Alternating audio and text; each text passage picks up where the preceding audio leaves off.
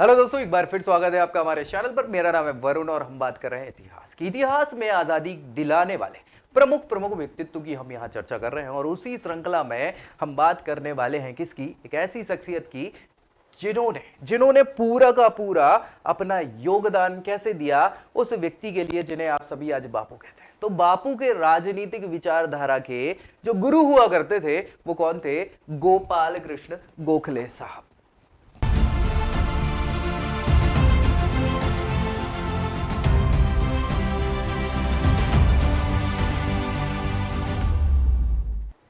दोस्तों, गोपाल कृष्ण गोखले साहब वैसे तो पेशे से एक शिक्षक थे, बहुत बुद्धिमान व्यक्ति हुआ करते थे। इनकी बुद्धि के तो लोग बाग ऐसे मतलब जबरा फैन होते ना, वैसे बुद्धिमत्ता की तो बात ही निराली हुआ करती थी।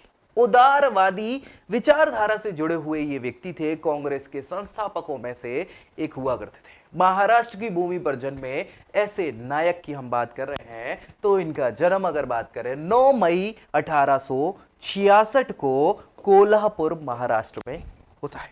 मृत्यु की बात करें तो 19 फरवरी 1915 को इनकी मृत्यु हो जाती। गांधी जी भैया 9 जनवरी 1915 को जब भारत लौटते हैं तो सबसे पहले अपने गुरुजी से मिलते हैं और गुरुजी से मिलने के बाद गुरुजी आदेश देते हैं कि सबसे पहले तो करिए भारत का भ्रमण, समझिए भारत की स्थितियों को और फिर आप करेंगे क्या, आगे के कार्यक्रम। तो भैया इसी श्रृंखला में जब वो निकल जाते हैं और फिर अगले ही महीने 19 फरवरी 1915 को इनकी हो जाती है मृत्यु। गांधी जी बड़े व्यथित होते हैं कि क्या करें, उन्हें समझ नहीं आ रहा था क्या करना है। लेकिन फिर वो होता है ना कि कई बार आवाजें सुनाई देती है, तो बस गुरुजी ने कहा कि बेटा ये तो समय की बात है, कोई समस्या नहीं, आप अपने काम में लगे रहें। गांधी जी भैया लग जाते हैं और एक स्वतंत्रता सेनानी, समाज सेवी, विचारक और सुधारक कौन हुआ करते थे?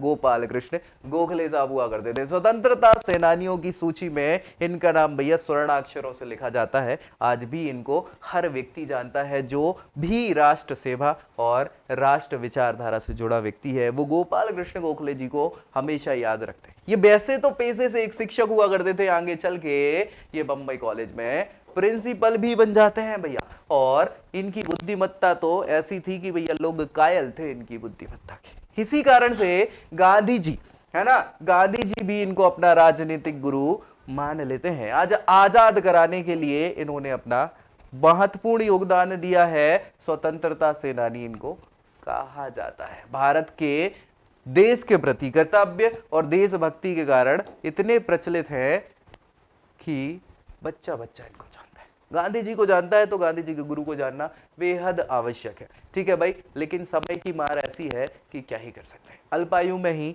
इनकी मृत्यु हो जाती है। लेकिन हाँ, जो भी दिया हमें तो आजाद करा के गए। ऐसे ही महापुरुषों में अगली श्रृंखला में एक और व्यक्तित्व के साथ मिलते हैं। तब तक के लिए जय हिंद।